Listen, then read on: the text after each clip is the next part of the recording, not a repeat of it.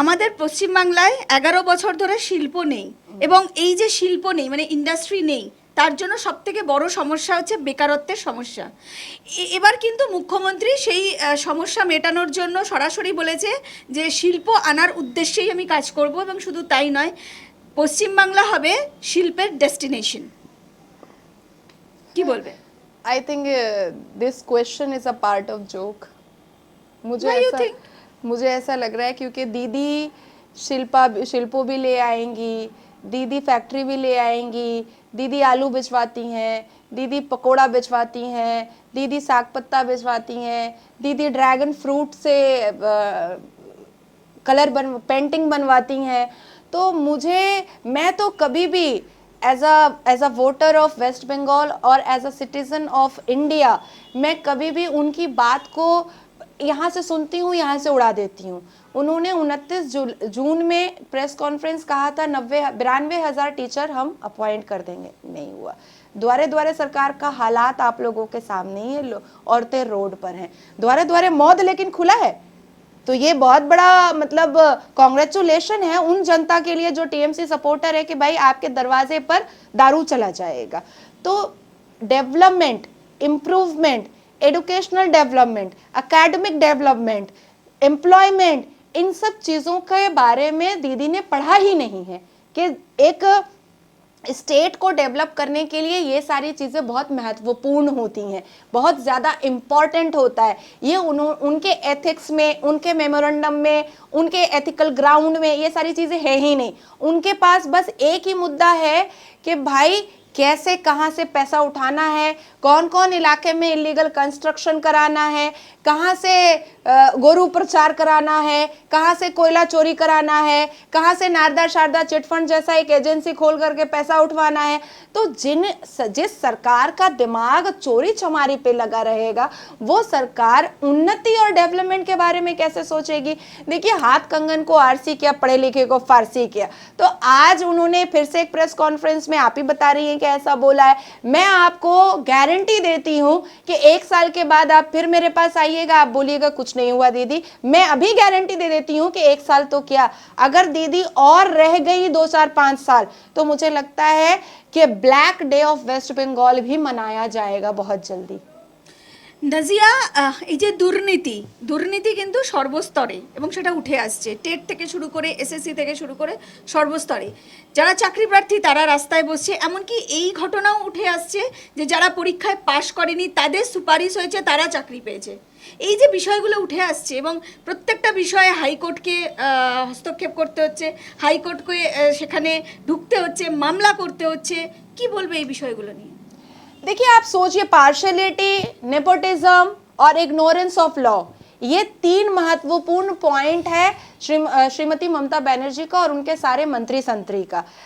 अभिषेक बनर्जी सदन पांडे जी के कॉन्डोलेंस पे जाते हैं और उनकी बेटी से गले लग लग कर रोते हैं। फोटो सामने आया है, खुद उनकी बेटी ने डाला है, गले लग लग करके एक जवान लड़की से रो रहे हैं, लेकिन अनिश के फादर से गले लगने में उनको घिन आ रहा था।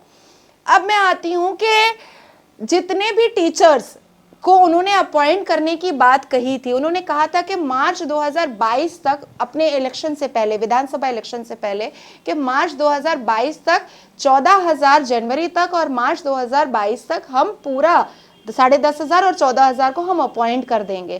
क्योंकि उनको जीतना था, क्योंकि उनको किसी भी हाल में जीतना था। उन्होंने 500 रुपया दे दिया जो बेरोजगार है, उन्होंने 25,000 रुपया दे दिया शादी करने के लिए, उन्होंने 40,000 रुपया दे दिया एडुकेशन लेने के लिए, उन्होंने फोन बंटवा दिया, सब कुछ मुंह से कर दिया। आलू बेचवा दिया, ये तुम्हारा आलू नहीं बिकता है हमको दे देना, हम बेचेंगे। ये तुम्हारा प्याज नहीं बिकता है हमको देना, हम बेच देंगे। ये तुम्हारा ड्रैगन फ्रूट नहीं बिकता है हमको देना, हम बेच देंगे। आपने पूरे भारत में, पूरी दुनिया में ऐसा कोई भी नेता देखा है जो आलू बेचवाता हो, जो प्याज बेचवाता हो? आपने कभी भी एक ऐसा चीफ मिनिस्टर देखा है जो अपनी कोर की समिट मीटिंग में ये बात करता हो एक सुपरिटेंडेंट ऑफ पुलिस से कि तुम्हारे ऑफिस के बगल में बैगुनी बहुत अच्छा छाना जाता है, बहुत टेस्टी छाना जाता है? ये क्या मुख्यमंत्री का कंटेंट है। ये स्टेटमेंट एक मुख्यमंत्री का कभी हो सकता है क्या? तो आप सोचिए कि हम एक ऐसे स्टेट में हैं जहां पर इंडस्ट्रीज, जहां पर फैक्ट्रीज, जहां पर नौकरी, जहां पर जितने भी एलीट क्लास की फैमिलीज है, जो बड़े बड़े बिजनेसमैन हैं, उनको इम्पोर्टेंस ना दे करके पकौड़ा, गोभी, आलू, प्याज को वैल्यू दिया जाता है कि हमको दे दो, हम बेचेंगे, हम बेचेंगे। कहाँ पर बेचती हैं, कौन से बाजार में बेचती है, मुझे तो पता ही नहीं तो मैं जाती पैसा लेकर, थैला लेकर खरीदने के लिए दीदी से। নাজিয়া মানে একটা কথায় যাই, এই যে বলছো বারবার ধরে যে মুসলিমদের জন্য কিছু করেনি, হিন্দুদের জন্য কিছু করেনি, উনি শুধু নিজের কুর্সির জন্য কথা ভাবে, নিজের চেয়ারের কথা ভাবে, আই ডোন্ট নো, বারবার দাবি করছো তুমি, এই কথাটা অনেকবার বললে, কিন্তু এই যে মাদ্রাসা করেছেন উনি, ইমাম ভাতা শুরু করেছেন যেটা আগে ছিল না, উনি প্রত্যেকটা মুহূর্ত কিন্তু হিন্দুদের থেকে মুসলিমকে আগে রেখেছে, এই এই এটা কিন্তু বিভিন্ন ক্ষেত্রে প্রমাণিত হয়েছে। তাহলে কি বলবে, তোমাদের মাদ্রাসা করা হয়েছে, তোমাদের জন্য ইমাম ভাতা চালু করা হয়েছে, এবং তারপরে অনেক দিন পর পুরোহিত ভাতা চালু হয়েছে, তাহলে বলো কি বলবে। देखिए, मैं इसको भी टेक्निकली बताऊंगी, क्योंकि अगर मैं ऊपर ऊपर से बता दूंगी तो हमारी जनता सोचेगी कि नाजिया ने कुछ छुपा लिया या उसके पास दीदी के लिए बोलने के लिए जवाब नहीं था। इमाम भाता के लिए उन्होंने जब चालू किया, किसी का घर 1500 रुपए में नहीं चलता है। 1500 रुपए में क्या फरहाद हकीम अपना घर चला रहा है? 1500 रुपए में सिद्दीकुल्ला चौधरी अपना घर चला रहा है? 1500 रुपए में आपका इदरीस अली अपना घर चला रहा है? 1500 रुपए में नुसरत जहां टिकटॉक बनाने वाली अपना घर चला रही है? 1500 रुपए इमाम भाता दे करके उन्होंने ये साबित किया लोगों को अट्रैक्ट करने के लिए, मुसलमानों को अट्रैक्ट करने के लिए कि हम मुसलमान के बहुत बड़े फॉलोअर हैं, हम मुसलमान के लिए बहुत कुछ करते हैं। लेकिन पार्शलिटी यहाँ पर हुई कि तब उन्होंने किसी भी पुरोहित और पंडित का भाता क्यों नहीं चलाया, क्योंकि उनको हिंदू और मुसलमान में अलहदगी, एक डिफरेंशिएशन दिखाना था। उनको पहले से पता था कि भाजपा यहाँ पर आकर काम करेगी, इसलिए हम पहले से इस स्ट्रैटेजी को हम सेट करके रखते हैं। आप कहती हैं कि मदरसा खुला, आप मदरसे के हालात जानती हैं, मैं आपको लेकर चलती हूँ बशीरहाट के मदरसा में। 2016 में श्रीमती ममता बनर्जी ने एक प्रेस कॉन्फ्रेंस में कहा था कि 10 लाख मदरसा को वो एड देंगी। मैं आपको 10 नहीं 20 लाख मदरसा, मैं चैलेंज कर रही हूँ कि मैं 20 लाख मदरसा आपको ऐसा दिखाऊंगी पश्चिम बंगाल में, जहां बच्चों को ठंडे में ओढ़ने के लिए कंबल नहीं है, जहां बच्चे मूढ़ी में आलू, बॉयल आलू मिलाकर खाते हैं, जहां बच्चे एक ही कपड़ा पहनते हैं और वही कपड़ा फिर भिगोते हैं, सुखाते हैं और फिर उसको पहनते हैं। अब आप मुझे बताइए कि मैं भारतीय जनता पार्टी को अच्छा बोलूं कि जिसने कम से कम इतना तो कहा कि मदरसे के बच्चे पढ़ने वाले के एक हाथ में अगर कुरान हो तो दूसरे हाथ में कंप्यूटर होना चाहिए, ताकि वो दीनी और दुनियावी दोनों तालीम हासिल कर सके। मेरे नज़र में तो बीजेपी अच्छा है एज अ मुस्लिम भी, मैं क्योंकि जो मेरे लिए अच्छा सोच रहा है, जो मेरे से लेकिन बीजेपी एनआरसी और सीए भी चालू कर रहा है, ये तो मुस्लिम लोग बोल रहे हैं कि ये हम लोग का विरोध है, क्योंकि अगर वो चालू हो जाएगा तो मुस्लिम को यहाँ से मतलब भारत से निकलना पड़ेगा, ये उन लोगों का मतलब एक মাইন্ড में बैठ गए हैं। মানে মুসলিমরা সবসময় এটা বলে যে তাদের একটা ধারণা হয়ে গেছে সিএএ এনআরসির মধ্যে মুসলিমরা নেই, তাই সেই তালিকার মধ্যে সবাই আছে, মুসলিমরা নাগরিকত্ব পাবে না, তো সেই জায়গাটাও তো চলে আসছে। এই জায়গা এই স্ট্র্যাটেজিটা দিয়ে কি বলবে তাহলে? एनआरसी और सीए पर मैं बहुत विस्तार में तो अभी नहीं बोल पाऊंगी, क्योंकि उतना टाइम आप देंगी नहीं मुझे, ये अब हो नहीं पाएगा। इंदिरा गांधी जी ने कहा था कि एनआरसी सीए होना चाहिए। ये वही श्रीमती ममता बनर्जी हैं जो गोवा इलेक्शन के लिए सोनिया गांधी जी से भीख मांग रही थी कि मेरे से अलाइज कर लो, मेरे से अलाइज कर लो, और वो भीख मिला नहीं। उन्होंने कहा कि हम तुम पर ट्रस्ट नहीं कर सकते, तुम ट्रस्ट वर्दी नहीं हो। वो इंदिरा गांधी जी ने कहा था कि जो बाहर से आए हुए हैं उनको तो जाना पड़ेगा, जो बाहर के हैं उनको जाना पड़ेगा ही। तो क्या इंदिरा गांधी जी भी बहुत गलत थी? इंदिरा गांधी जी को भी गाली गलौज करना चाहिए? नहीं करना चाहिए। ये मैंने आपसे पहले भी कहा कि मुसलमानों के दिमाग में इनके कार्यकर्ताओं, खास करके मुस्लिम कार्यकर्ता जो इलीगल कंस्ट्रक्शन से पैसा उठाते हैं, तोला से पैसा उठाते हैं, वो कार्यकर्ता जो चंद पैसों के लिए पूरे कौम को बेच रहे हैं, वो सबके दिमाग में ये चीज़ डालते हैं कि एनआरसी होगा तुमको भगा देगा, सीए होगा तुमको भगा देगा। अरे पश्चिम बंगाल में अगर कोई अफगानिस्तानी आकर के रह रहा है और वो आपकी रोटी खा रहा है तो आप भगाएंगे नहीं?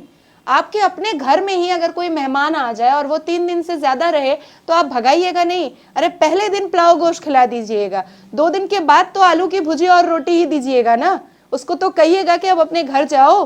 तो यही चीज है सीए एनआरसी। कोई ऐसा नहीं है कि जो आपका यहाँ पर ठिकाना, मैं मेरे बाप दादा से हूँ हिंदुस्तान में, कोई नहीं हटा सकता है मुझे, मैं भी तो मुस्लिम हूँ, तो मुझे क्या, मुझे भगा दिया जाएगा? और अगर ऐसा निकल जाता है कि मेरे फादर अफगानिस्तान से आए हैं, मेरे फादर पाकिस्तान से आए हैं, मेरे फादर इंडोनेशिया से आए हैं, मेरे फादर तुर्की से आए हैं, तो जाएंगे, बिल्कुल जाएंगे, क्योंकि वो मेरी सरजमीन है। वहां पर मुझे अपना हक मांगना पड़ेगा, वहां मुझे अपना वॉइस रेज करना पड़ेगा, क्योंकि वहां मेरे फादर का जन्म हुआ है, तो मुझे जाना पड़ेगा।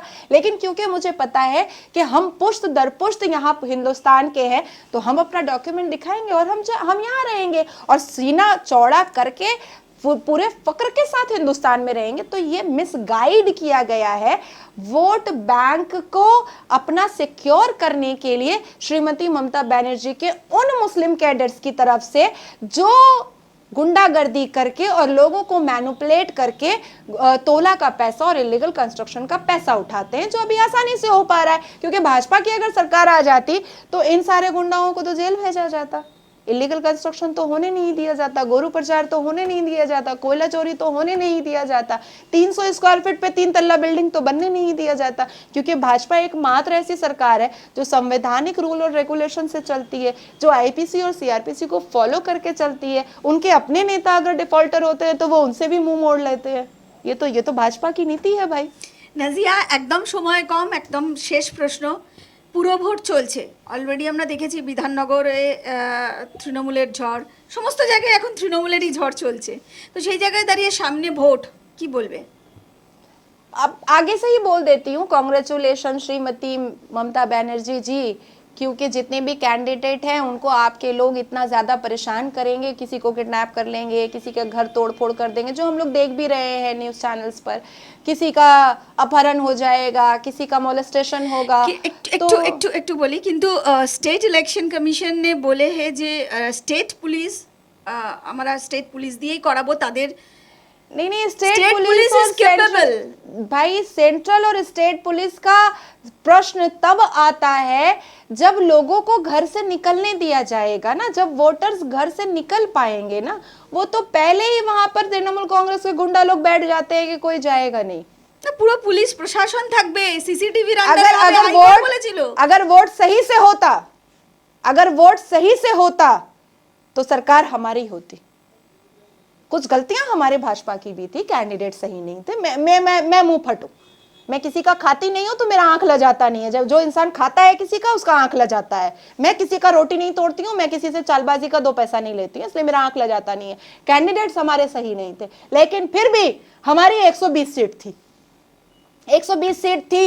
लेकिन क्योंकि वोट नहीं होने दिया गया, वोट नहीं करने दिया गया, लोगों को घर से बाहर नहीं निकलने दिया गया, इसलिए रेगिंग चली। अभी कॉर्पोरेशन इलेक्शन में क्या कम रेगिंग चली है? बेहिसाब बेइंतहा रेगिंग चली है। तो अगर वोट सही से करने दिया जाए, कैंडिडेट्स को धमकाया ना जाए, कैंडिडेट्स के घर के बच्चों को अपहरण ना किया जाए, मोलेस्टेशन ना किया जाए, ये सारे क्राइम को अगर रोक दिया जाए, तो एकदम समझिए 60-40 का रेशियो चलेगा भाजपा और टीएमसी में। 60-40 का, ये मेरी जुबान है, खान की जुबान है कि 60-40 का रेशियो चलेगा भाजपा में। ममता दीदी 26 में पीएम होगा। नेता कहाँ है उनके पास? উনি তো সেই দিকেই এগোচ্ছেন আস্তে আস্তে। উনি অলরেডি অখিলেশ যাদবের কাছে গেছে, সেখানে একসাথে প্রচার করেছে, উনি বেনারস যাচ্ছেন। देखिए, ऐसे तो मैं भी सोचती हूँ कि मैं एंजेलिना जॉली हूँ, वो तो मेरे भी मन में आता है कभी कभी कि मैं एंजेलिना जॉली हूँ। तो वो तो मन में कुछ भी आ सकता है, लेकिन एंजेलिना जॉली बनने के लिए बहुत कुछ मेहनत करना पड़ता है वहाँ तक पहुँचने के लिए। तो एनीबडी कैन थिंक एनीथिंग, और सपने देखना कोई बुरी चीज़ तो है नहीं, लेकिन उस सपने पर खरे उतरना और उस पर उसको उस ट्रैक को लेकर के अपनी सारी चीज़ों को ठीक करना, वो बहुत बड़ी चीज़ है। भारत में दिल्ली में जाकर के फरहाद हकीम क्या भाषण देंगे बांग्ला में? गुजरात जाकर के बांग्ला में भाषण देंगे। गोवा तो संभल नहीं पाया। नहीं, वो तो सच्चा मुस्लिम है, वो हिंदी में बोल सकते हैं। नहीं तो गुजराती तो भाई बांग्ला समझेंगे नहीं। तो मुझे तो आश्चर्य होता है कि उन्होंने ये बयान भी कैसे दिया कि वो पीएम बन जाएंगी।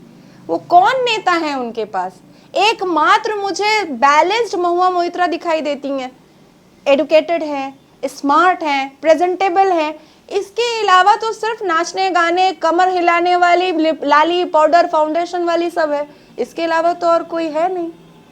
तो पहले नेता तो रेडी करें पूरे हिंदुस्तान को देने के लिए, क्योंकि हिंदुस्तान में एक नेशनल पार्टी बनाने के लिए और प्रधानमंत्री बनने के लिए आपको ऐसे ऐसे नेताओं की जरूरत पड़ती है जिनके पास हर सवाल का जवाब हो।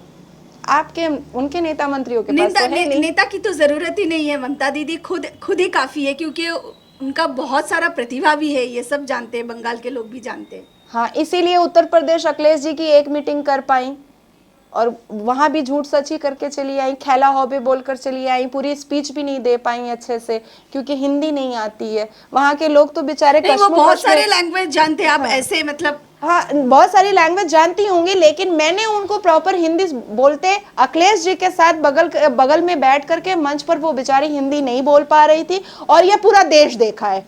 इससे आप मुझे डिनाई नहीं कर सकती हूँ, क्योंकि ये पूरा देश देखा है कि वो अपनी स्पीच प्रॉपर तरीके से रख ही नहीं पाई। जनता बेचारी कंफ्यूज हो गई कि आखिर ये बोलना क्या चाह रही थी हम लोग को।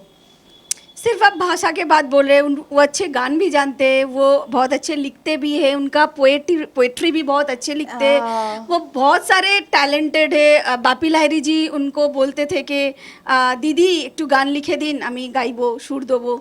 उन्होंने ये भी সন্ধ্যা कहा মুখোপাধ্যায় था। फोन করে ওনার থেকে গান শুনতে চাইতেন। She is very talented. She is very talented, तभी तो उन्होंने इतनी बड़ी बात कही थी कि उनके पेंटिंग से पश्चिम बंगाल चल रहा है। ये तो उनके पेंटिंग से पश्चिम बंगाल चल रहा है, पर आज गाना गा रही हैं, अलाप रही हैं कि सेंट्रल फंड नहीं दे रहा, सेंट्रल फंड नहीं दे रहा। अरे आपके पेंटिंग से तो पश्चिम बंगाल चल ही रहा है। ये सारे हाईवेज, ये मॉल्स, ये सारी चीजें, ये सब कुछ उनके पेंटिंग्स के फंड से ही तो बना है।